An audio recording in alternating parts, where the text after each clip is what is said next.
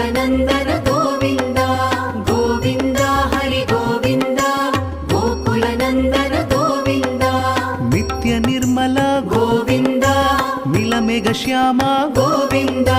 पुराण पुरुष गोविन्द पुण्डरीकाक्ष गोविन्द गोविन्द हरि गोविन्द गोकुलनन्दन गोविन्द गोविन्द हरि गोविन्द गोकुलनन्दन गोविन्द नन्दनन्दन गोविन्द नवनीत चोर गोविन्द पशुपालक श्री गोविन्द